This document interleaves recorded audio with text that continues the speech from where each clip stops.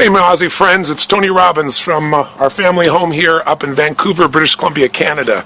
Listen, I'm reaching out to you because if you're familiar with my work, you know that once a year I do something totally unique, different than any other program I do anywhere in the world. And that is I put together a very small group of people, less than 950 as opposed to 5,000 or 10,000, and we take 5 days, 5.5 days of total immersion. And I take everything I normally do for my clients who I charge $1 million a year to coach and work with, and we dig in deep.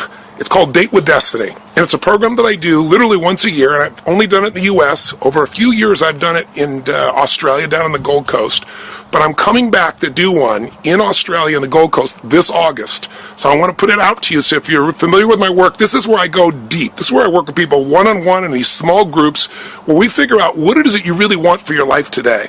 What's been stopping you? What's the stuff that holds you back? That you know you want to achieve certain things and you go for it, but get pulled back, or you achieve what you want and you're not really fulfilled and you want to make that change. It's the program that I'm most excited about in my life, the thing I enjoy the most, and it's the thing I'm most well known for outside, obviously, dealing with my core coaching clients. If you're familiar with my work, you know for the last 34 years, I've been just obsessed with wanting to know what makes the difference in the quality of people's lives. Why is it so many people have big dreams, but such a small number of people ever make those dreams a reality? And for those that do make it a reality, what is it that gets them not only to follow through, but then to enjoy what they have? I don't know if you've ever had the experience of achieving something that you've always wanted, and then afterwards thinking to yourself, is this all there is? It's one of the worst feelings in the worst. It's almost worse than failing, because when you fail, at least you know, hey, I can still find a way to make it happen. But when you succeed and you're not happy, you're not fulfilled, then you got a real problem. So Date with Destiny is about digging inside and figuring out what are the things that control every thought, every feeling and emotion of your life. If you ever wanted to make a change, you wanted to lose weight, you wanted to transform your relationship, you wanted to make a shift financially in your life, and you find yourself making progress but pulling back, or never really even getting started, just being excited about it for a while, talking about it but not really following through, then there's something there, something that affects the way you follow through, something that affects the quality of your life. And I'm here to tell you there's two things that control everything in your life.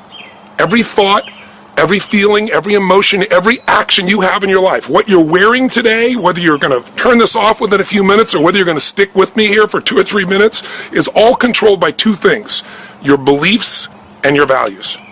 Whatever you believe, if you think life is just a waste of time, doesn't matter what you do, or you're big boned, then obviously you're not going to go for it. You're not going to try to lose weight. You're not going to go push for that next level of your career or your finances or your relationship or anything else.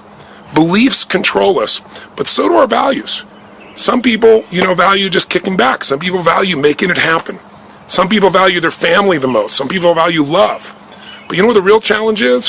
When we have values in conflict. When you really want to make a difference in the world, or you really want to do well for your family, or you really want to do well financially, but simultaneously, you don't want to upset anybody. You want to be totally honest, and you want to make everybody happy. When we have conflicts between what we want and what we think we can have, or, you have a goal of what you really want to make happen, but then you have this other belief inside that says, this damn stuff never does work. Those inner conflicts are what keep people from using all of their energy. It's kind of like taking 2 steps forward and 3 steps back. Date with Destiny will allow you to discover for the first time exactly what's controlling all the aspects of your life. The beliefs, values, and rules that shape everything. And that's why if you ever talked to anybody who's ever gone to Date with Destiny over the last 2.5 decades of my doing it, they'll tell you it was absolutely changed every aspect of their life. And I don't care if it's, some of my celebrity clientele. I mean, some of you know I've worked and done some of this work all the way back to the days when I started out with people like Princess Diana to the Dalai Lama. From my early days when I came to Australia and had the opportunity to work with turnarounds with like the Sydney Swans way back a decade and a half ago when they're having such tough troubles, or, taking a look at some of the stuff, working with people like Hugh Jackman today. Or, NBA basketball 2011 champions, the coach of the team of the Dallas Mavericks, and showing how today we're turning things around. The results I get are because I can help people figure out the answer to a question. Why do I do the things I do, and how do I change it now? Have you ever asked that question? Why am I doing this? Why am I doing this again? Or better yet, why do they keep doing this to me? If you want to understand why, and more importantly, how to change, that's what Date with Destiny is. And maybe even more importantly, what do I want for my life today? because at different stages of our life, we want different things. And you don't want to be running an old script. It used to be people kind of ran on kind of 7-year cycles. It's kind of an arbitrary number, but think about it. From 17 to 24 is kind of a stage of life for a lot of people. From 24 really to about 31, that's another stage of life. 32 to 39 or 40 years old, another stage. 40 to 47, another stage. And those are random numbers, but what I mean is people tend to have an idea of what they think life's about. It's my kids, it's building my business, it's making money, it's God, it's family, it's whatever it is. And then they go for it for a period of time, 3, 4, 5, 6, 7 years, whatever, maybe 10. But then there's a time in which people begin to question. They begin to look at their life and they begin to say, is this really what I want? Have you found yourself with that at any time? And then they do one of two things. They either recommit and they go for another 7 years and they take it to another level, or they make a strategic decision that shifts the direction of their life. Either way, your decisions control your destiny. And if you don't choose, that's a choice as well. Some people just kind of stay in the middle in that lukewarm place, not sure what they really want. So this is kind of off the cuff. What I'm really trying to say to you is, maybe the question to ask is, where do I want my life to be today? And where am I really going?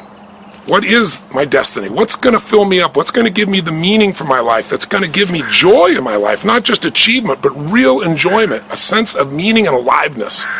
If those are questions that, are things you want the answer to now, whether you're at a certain stage of life and it's changing, or you've had a birthday with a 0 on it, or you made a lot of money, or you lost a lot of money, or you've gone through a divorce, or you're just one of those hungry people that won't settle for less than you can possibly be or share or give. If you're one of those hungry people, if you're somebody who wants to step up, then come spend 5.5 days with me at Date with Destiny. It's the only time you'll be able a chance to do this in Australia, and it comes up in this August. It's an experience that's indescribable, but I thought I'd give you a shot before I jumped on the plane. So those of you that are hungry will respond. Others are going to say, what is this crazy guy talking about? I remember years ago, one of my teachers, Jim Rohn, used to say to me, he said, Tony, life goes by so fast. He said, you know what, it'll be like that, and it'll be 10 years, it'll be 5 years. And I found in my life it's been true. You look back on what you think a long time is, it changes real quick. And the best way to have the future you want is to design it now. I tell people very often, 5 years from now, you're going to arrive someplace. The question's where. And you're going to become somebody. And the question is, who? Who are you going to be? What are you going to be about? This program is about transforming you, and it's about transforming every relationship of your life. Your intimate ones, your ones with your friends, your family, your coworkers, and most importantly, yourself. If you're one of those hungry souls, contact us right away. I hope I get a chance to see you, and if not, I hope these questions are things that you'll sit down and maybe take some time to answer. What do you want today for your life? What's going to fulfill you? What's going to drive you? Where do you want to be 5 years from now? And what do you need to shift in yourself to make it happen? I'll look forward to seeing some of you soon at Date with Destiny, and others, hopefully our paths will cross sometime soon. Live strong, live with passion, and God bless.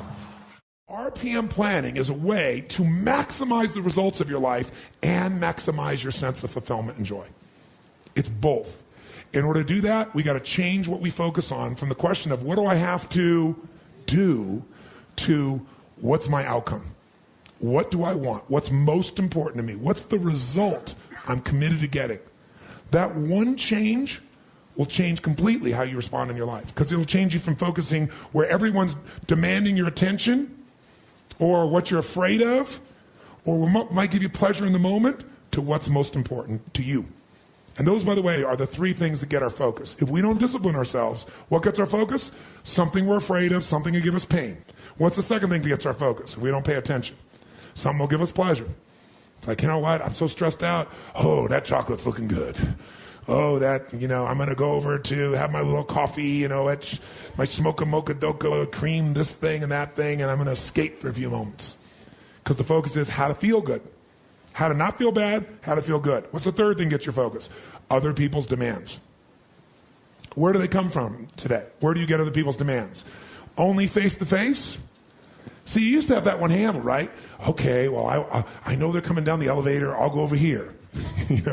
I know they're going to lunch at this time. I'll come back at that time. How many ever played this game at one time in your life where it's like, I don't want to deal with this right now, so you just put yourself in a different location to avoid the stimulus of someone else's demand? How many used to do that? Say aye.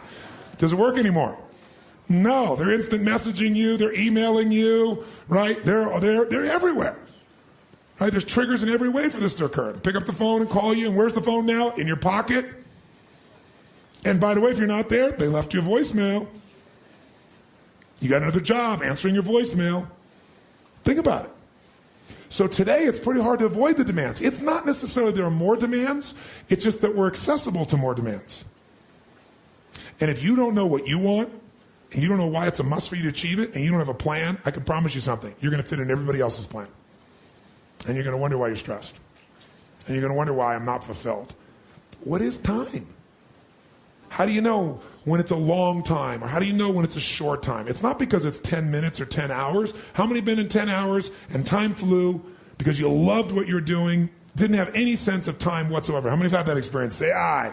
How many have had 10 minutes feel like 10 years you want to kill somebody to get out of the situation? So what is time? Time is emotion. Got to remember that time is emotion. What you're really managing is emotion. Another word for that would be meaning or fulfillment. Focus is power, but you got to take it. Take it back. Take back that power. And you got to know when you do have that focus, how to chunk it, how to group it so you're not overwhelmed. Let me show you how to make it simpler. When mass information is coming at you, you get overwhelmed. Most of us are great deletion creatures. We delete most of life. Right now, there are millions of things around you could be focusing on, thinking about, giving meanings to, making decisions about what to do. Millions. Right now, you could be focusing on the blood rushing through your left eardrum or the feeling of your skin against your body. But most of you delete that. You don't even think about clothing against your skin until I mention it, or your heartbeat. Most of the universe you've deleted because you go crazy if you try to think about it all. Because human beings have a limited amount they can focus on at one time. And most of your stress is because you're thinking about too many things at once. In fact, when people don't do things, it's not because they can't. It's not even because they don't want to. It's because of the way they are focusing on what I call chunking things. When people don't follow through, here's what they do. I'll give you an example. Who here believes exercise is very important, but you don't exercise regularly? Let me see a show of hands. Raise your hand. More hands than most of us want to raise our hand, right? Now, who here really focuses, or I should say exercises regularly? Raise your hand. Regularly. Okay, great. Who here does not exercise regularly even though you believe it's important? Just be truthful. Okay, great. So let's see what the difference is here. A person here who does not exercise regularly, I want you to raise your hand and I want you to tell me why you don't exercise regularly. Be truthful. Okay? Yes, sir. I don't have the time. Now, is that true? He even knows it's not true. He's going to answer you first. No. But it feels like he doesn't have the time because time is emotion. And he's got so many other things he is focused on getting results in that adding this to the list seems like a lot, right? And the other things are very important to him, like his business. I don't have the time. He has the time. What's the real reason he doesn't do it? Because of the way he thinks about exercise. When he focuses on what it would take to exercise, he does it very differently than someone who follows through. When you think about exercising, what's involved? At the moment, about mile 14 of the London Marathon. Quite painful. Okay, he starts thinking about, I got to get to mile 14 of the London Marathon, and that even the thought of trying to get to the 14th mile, much less the 25th mile, is like beyond my imagination right now. So he is what I call over-chunked. He's not thinking about what he wants. He's thinking about what's painful. You just saw a perfect example. He's not even thinking about victory or succeeding. So the chance of him following through on something that he associates major pain to, when he can do something else right now he can feel competent or successful at, his chances of following through are very limited. How many will follow that? Say aye. His focus is on failure. His focus is on pain. That's why he isn't following through. Okay? He's also focused on the 14th mile of a marathon rather than today's workout. Which one seems more daunting to you? So when you think of what it, and here's also what he's thinking about. He's thinking about the process, not the outcome or result he wants. And when you think about what it's going to take to do something, usually it takes a lot and you're not going to want to do it. So he's overchunked himself. He's trying to eat the whale whole without taking any smaller bites. And it seems too big for him, so he says, well, I'll do it when? Later. As my Australian friends would say, later. Right? And of course, the problem with doing it tomorrow is when you get to tomorrow, tomorrow is today, and tomorrow never comes. So, and you keep promising yourself. By the way, what does this do to you emotionally when you keep breaking your own promises with yourself? Or you keep failing to do things that you know are important? Does it increase your level of certainty and confidence? No. What it does is it erodes it. And when you erode confidence in one area, believe it or not, it affects the other areas too. Do you believe me on that? Don't believe me. What about your own life experience? Maybe not one area, but it starts to be multiple areas. It sure does. Another reason why somebody doesn't exercise or do anything is because they don't just chunk it too big, they chunk it in too many details. I'll give you a perfect example. So I asked somebody one time, I said, okay, how important is exercise? Oh, exercise is extremely important. Really? Okay, good. And tell me, why don't you exercise regularly? Well, I just don't have time. Okay, everybody gives that answer. That sounds wonderful. So tell me, though, don't tell me about how much time you don't have. Tell me this. When you think about exercising, what do you think about? Which is a way of saying, what do you focus on? And so this woman says to me, well, my gosh, what do you mean what do I think about? Well, let's say I said to you, you got to start exercising, and I'm going to put a gun to the head of your children, and I will do very horrible things and hurt them badly if you don't exercise. Could you do it? Oh yeah, I could do it. You know, if some mafia person came here and said, I'm going to kill your children if you don't exercise every day, how many think you could find a way to exercise every day, no matter what your time constraints may be? So remember this. Remember this. Change is never a matter of ability. It's always a matter of motivation. I'll say that again. Change is never a matter of ability. It's always a matter of motivation or drive, having strong enough reasons. If you got a strong enough reason, you could figure out the time, couldn't you? So the biggest part of life and time management is knowing what you want and having enough reasons to follow through. Think about it. You can look at any business, and if you want to know what shifts a business, what shifts your life, there's one force: decision making. Decision making is the force that shapes destiny, personal, corporate, business destiny. How many of you can think of decisions that you made years ago, one or two decisions, 5, 10, 15 years ago, that decision, you may not have realized at the time, but that decision was one of the most important decisions of your life. If you'd made a different decision there, you'd gone a different direction, your life would be completely different today. Who can relate to this in your life? Say I. The secret then is getting darn good at making more effective decisions. Now, by the way, are we always going to make the right decision, yes or no? Absolutely not, no way in a million years. But most people don't have the guts to make the tough decisions because they want to make the right decision, so they make no decision. And that's a decision. Isn't it true? And what happens is the world takes them over. So decision making is the power. Now, there's 3 decisions you're making every moment of your life and of your business. And you're making it right now in this room. And if you're watching here on film especially, you might make some decisions because you're not in the environment that's different. But the first decision you're making every moment of your life that affects your life and business is, what are you going to focus on? Because whatever you focus on, you're going to feel. So as a business owner, every employee you have each day comes in and they make decisions about what to focus on. Some people focus on their own needs. Some people focus on the customer's needs. Is that going to change the quality of what your business does? How it does, yes or no? A little or completely? Completely. Some people focus on what they can't control every day. Can you predict, if you're focusing every day on what you can't control, how you're going to feel about your life or your business? You're going to be overwhelmed, you're going to be depressed, you're going to be frustrated. Right now, you're deciding what to focus on. You can be focusing on, okay, we're getting into it now. I got the energy, now we're going to get into the meat of this. You're right, all business is decision making. Better decisions, better life. Or you could be saying, wow, my neighbor smells after all that jumping up and down. Notice that focus, right? Whatever you focus on, you're going to experience though, true? Now, some people make a decision and then they focus on the decision about how it didn't work out versus what they learned. Because there are going to be plenty of decisions that don't work out. In fact, probably if we were honest, most of us forget them. But most of our decisions aren't necessarily the right decisions if we make gutsy ones. But the ultimate decision is the ability to choose again. So focus is a decision. It's happening right now. It's happening in your business, but here's what we're looking for. There's a pattern of focus. At some stages in business, as you're going to learn today, the focus of the entrepreneur in the business is increasing sales. And they increase sales, and when they're successful, they eventually fail. Because their sales are increasing, but what's not? Someone tell me, what's not? Profits. Some people are totally focused on profits. Can you make any company profitable, yes or no? Sure you can. Cut enough stuff, you can make any company profitable for a while. A day, a week, a month, a year, a decade. True? At different stages in a business, you must change your focus. There's a life cycle to a business. If you're going to make effective decisions, you got to know where you are on that life cycle. You make decisions differently for a teenager than a toddler, than a grown adult, don't you?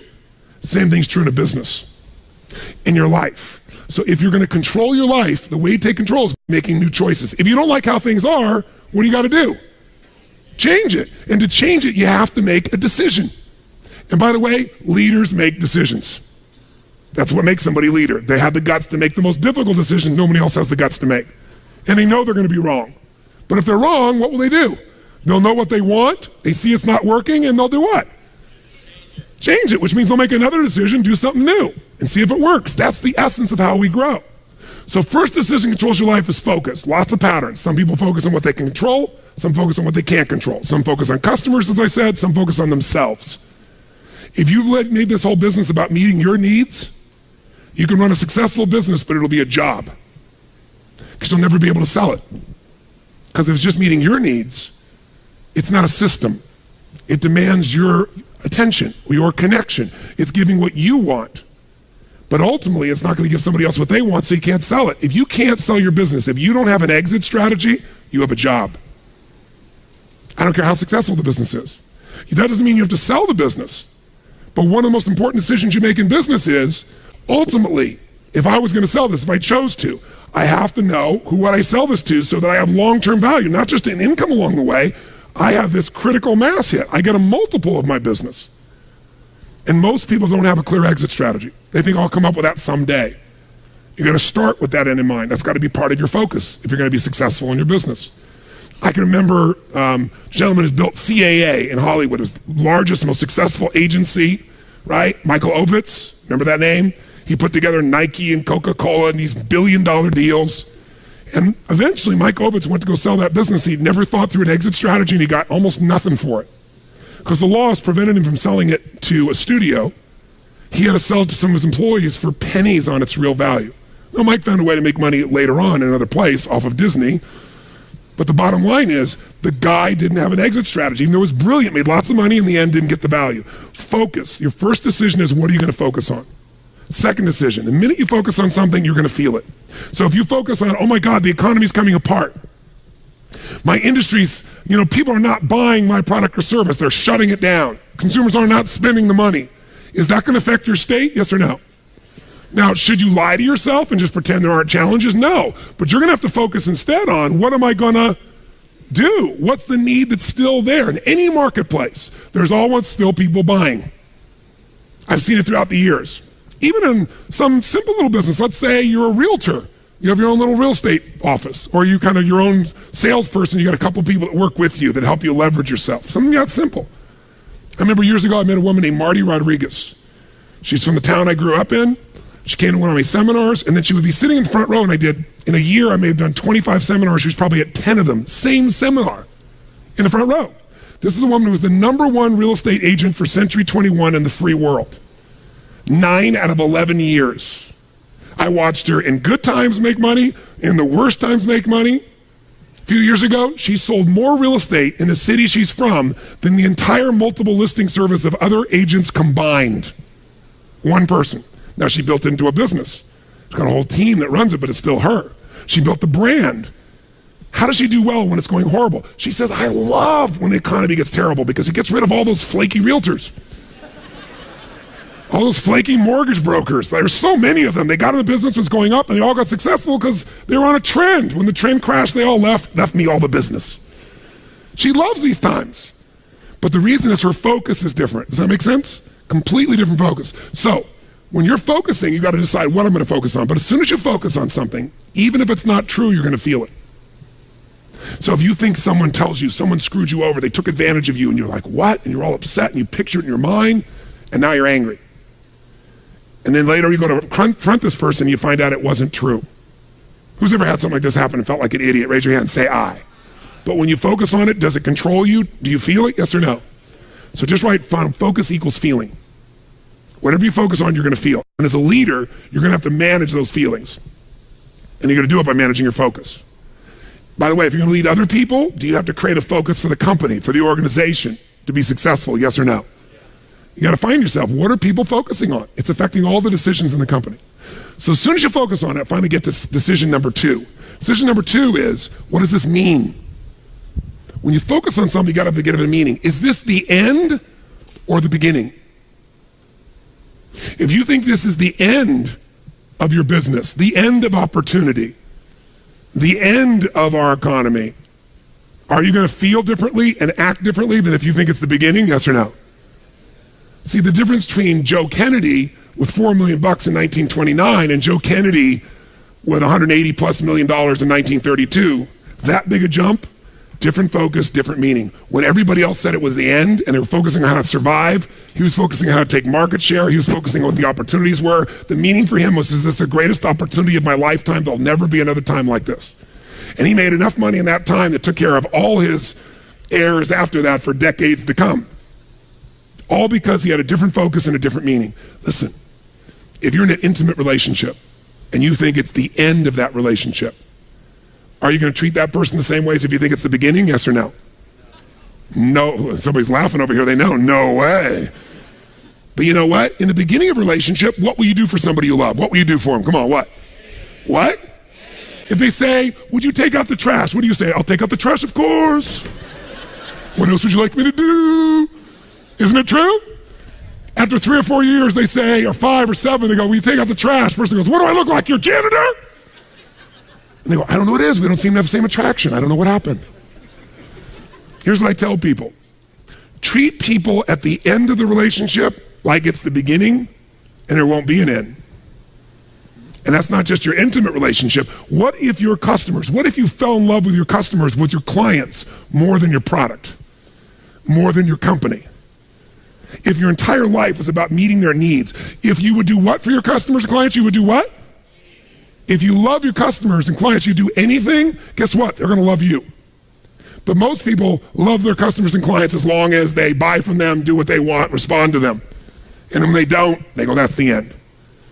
You want clients for life, not just customers? Fall in love with them. It's a different focus, isn't it? It's a different meaning. And that creates a different life because you make decisions differently from that place. There's another meaning. You know, is this punishment in my business? Am I being punished by God? Or am I being challenged? Or is this actually a gift what I'm facing right now? Whatever meaning you give controls what you feel. And what you feel controls the third decision. What are you going to do? Right? The minute you give it a meaning, you get a feeling. When you get a feeling, you're going to do something. You're going to take action, you're going to pull back. A whole economy is driven by this. People start focusing on, oh my God, maybe this is going to go on forever. Maybe I'm not going to get what I need. This might be the end of the way things are. I better pull in my reins. I better not spend this money. I better not take any action. And it becomes a self-fulfilling prophecy. How many know what I'm talking about here? So decision-making is your power. You want to change your business? Think about whatever's changed your business in the past. I guarantee what's changed your business is some decisions you made. You made some decisions that shifted your business in a radical way. Changed things in a way that shifted the game for you. Decisions about people, decisions about products, decisions about marketing or promotion, decisions about locations, decisions about what you're going to offer, your offerings, decisions. You want to change your whole business, you can do it next few days just with some new decisions, but you're going to get stimulated, all kinds of decisions to look at. You got to decide which ones will make the biggest difference. Today, again, is going to help you understand where those decisions need to be focused based on where you are in the life cycle of your business and where you are in your personal life cycle. By the way, do you make decisions differently? Do you look at time differently when you're 20 than when you're 30, than when you're 40, than when you're 50, than when you're 60, than when you're 70? Yes or no? It'll affect your decisions.